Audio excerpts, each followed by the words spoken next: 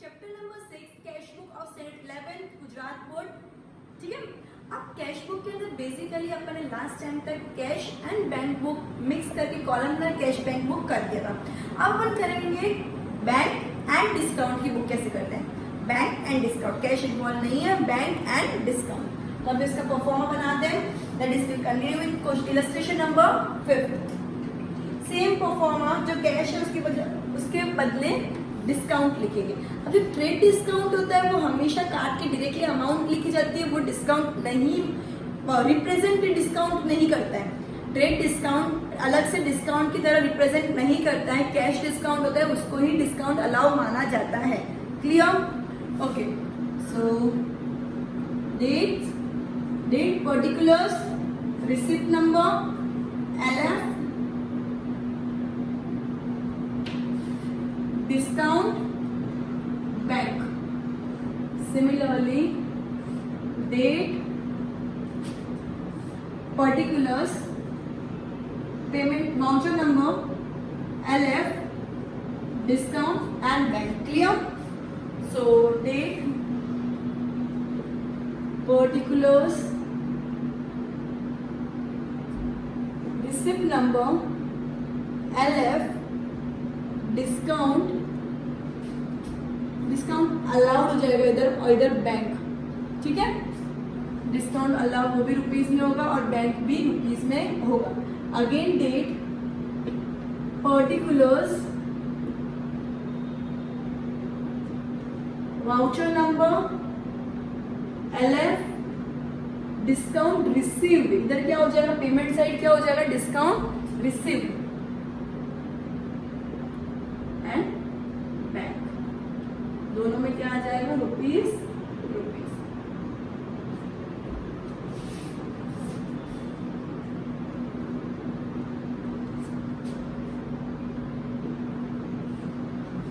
Clear everyone? So continuing with first entry that is 2015 जून 1। ये किसकी books में है, bank and discount columnar cash book in the books of Suresh stores. So cash book in the books of cash book of Shri Suresh Stores. Cash book of Shri Suresh Stores. 2015 June. Okay, continue with the first entry, that is bank overdraft 12,000 rupees date 1। मैंने पहले भी बोला था bank overdraft मतलब bank का credit balance. Bank overdraft का मतलब क्या होता है वो भी लास्ट लेक्चर के एंड में बता दिया था। ठीक है, सो बैंक ओवरड्राफ्ट मतलब क्या होता है, बैंक का credit balance. So by balance brought down भी लिख सकते हैं, ब्रॉड फॉरवर्ड भी लिख सकते हैं। कितना बैलेंस है, 12,000 रुपीज। तो बैंक कॉलम में क्या लिख देंगे, 12,000 rupees. Clear everyone? Okay, next, goods of rupees 9,000 sold to Neela at 10% TD, that is trade discount. Neela gave a check after deducting discount which is deposited in the bank. 9,000 की goods नीला को बेचे, नीला ने उसके बदले check दिया trade discount काट के। Trade discount will not be included in discount column. It will be directly deducted from the amount and the deducted amount will be considered as net amount and recorded in the bank column. Clear? So trade discount cut करके 9,000 minus 10% that is 8,100 rupees upon bank column में लिखेंगे। ये cell किया है, इसको cell किया है, नीला को सेल किया जिससे पैसे आए हैं। तो क्या हो गया, 2 सेल। जब पैसा आता है तब रिसिप्ट साइड होता है, डेट 7। 2 सेल्स, पैसे आए ये साइड, पैसे गए वो side. Okay, this is the receipt side and that one is the payment side. So 2 sales account, 8,100 will be directly recorded. No amount will be recorded in a discount account because this is trade discount. Only cash discount is recorded in the discount column. Clear everyone? Okay. Now the next entry, check of rupees 5,000 issued to Nayana in full settlement of account rupees 5050। जब भी full settlement के अंदर कोई भी particular amount को rounding off करके देते हैं या लेते हैं तो उसके अंदर जितना अमाउंट राउंड ऑफ करने से अपन का लेस या मोर आ रहा है उतना अमाउंट डिस्काउंट में लिखेंगे। इन शॉर्ट 5050 के बदले 5000 ही पे किया अपन ने, तो अपन को जो बाकी का 50 रुपये डिस्काउंट मिला है। सो जब भी फुल सेटलमेंट में कुछ भी पेमेंट करेंगे, राउंडिंग ऑफ करने के लिए उसको कम किया, तो वो जो कम किया वो अमाउंट डिस्काउंट में जाएगा कंपलसरी। Clear everyone? ओके।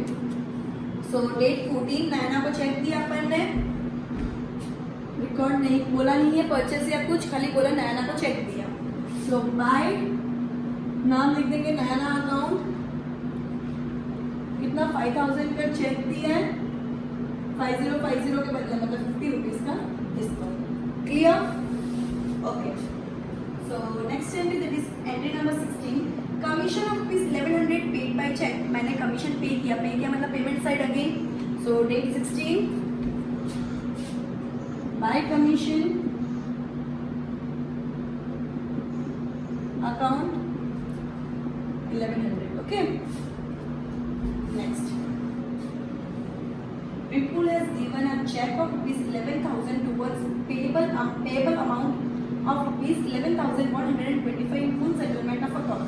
मतलब विपुल को अपन को 11,125 देने थे, उसके बदले उसने अपन को कितना का चेक दिया, 11,000 का चेक दिया, मतलब 125 रुपीज कम दिए, तो 125 रुपीज अपन ने उसको डिस्काउंट दिया, तो डिस्काउंट अलाउ हो गया। विपुल से पैसा आया मतलब रिसिप्ट साइड। ओके, सो विपुल ने कौन से डेट को पेमेंट किया, 20 टू विपुल अकाउंट 11,000 रुपीज उसने अपन को दिया, कितने के बदले 11,125 रुपीज के बदले, तो 125 रुपीज क्या हो जाएगा इसका। Clear? Okay. Goods of ₹4,000 sold to Chandulal at 10% TD and 10% CD. Now the discount of TD will not be considered as a discount. So discount of TD cut करने के बाद जो CD कैलकुलेट करेंगे, that is the cash discount, will be considered as a discount and it will be recorded in the discount column. जो भी दो type के discount है, trade discount and cash discount. Cash discount will not be considered as a discount, it will be directly deducted and the net amount will be recorded in the back column. लेकिन जब cash discount है तो वो net amount में से cash discount को minus किया जाएगा एंड उसके बाद का जो अमाउंट आता है आफ्टर डिडक्टिंग कैश डिस्काउंट वो बैक कॉलम में लिखा जाएगा एंड जितना कैश डिस्काउंट है that will be recorded in the discount column. Okay, so ये कितना है, 4,000 का गुड्स सोल्ड किया है। नीचे क्या लिखा है, Chandulal made the payment immediately by cheque, cheque is deposited in the bank. सो चंदूलाल को सेल किया अपन ने 4,000 का गुड्स। 4,000 पे अगर मैं 10% ट्रेड डिस्काउंट माइनस करूँ तो 3,600 हो गया एंड उसके ऊपर और मैं 10% कैलकुलेट करूँ तो कितना आएगा, 360 रुपीज। 360 रुपीज डिस्काउंट आ गया। सो टू सेल्स 360 रुपीज का डिस्काउंट एंड 3,600 माइनस 360 कितना हो जाएगा, 3,240 रुपीज। कितना हो जाएगा, 3,240, तो 3,240 बैंक में चला जाएगा। क्लियर? 4,000 में सबसे पहले 4,000 था, उसमें से मैंने 10% दैट इज 400 माइनस कर दिया ट्रेड डिस्काउंट, जो ट्रेड डिस्काउंट की तरह रिकॉर्ड नहीं होता है, तो 3,600 आ गया। ये 3,600 का 10% दैट इज 360 अगर माइनस करो तो 3,240 अमाउंट आता है। Clear everyone? और ये जो अमाउंट है 360 वो cash discount will be recorded in the discount column. Clear? And the net amount will be the amount after deducting the cash discount. It will be recorded in the bank column, correct?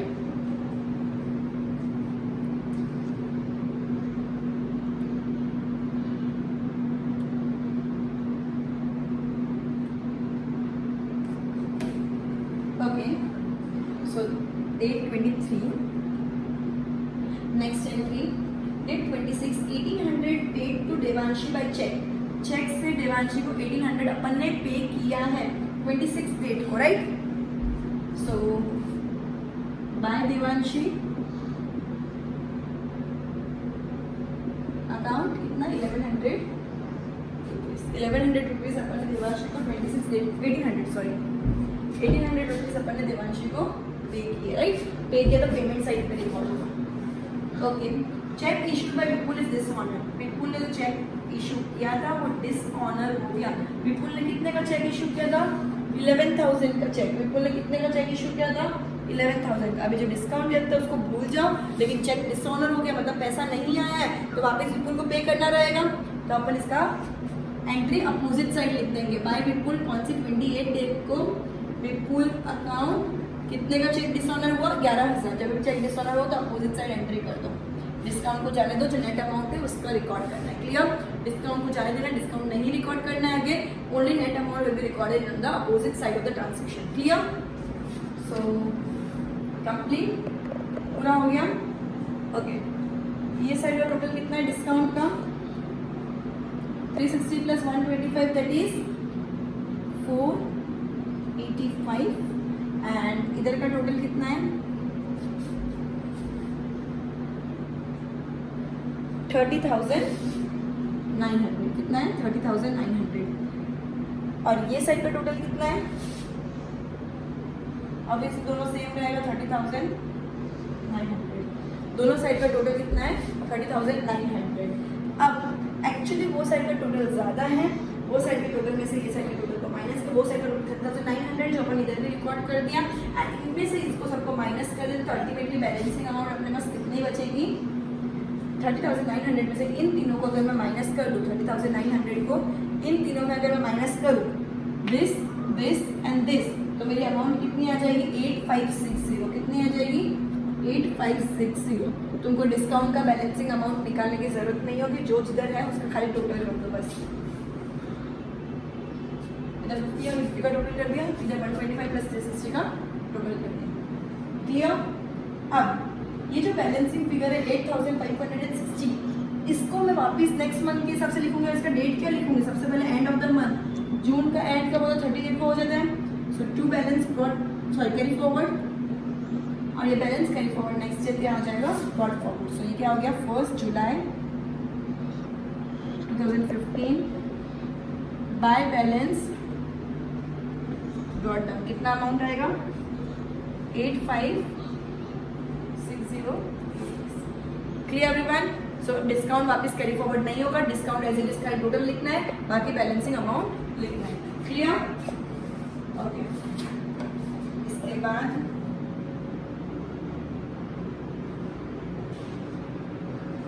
Three column ना cash book है that is bank भी आएगा, cash भी आएगा, discount भी आएगा।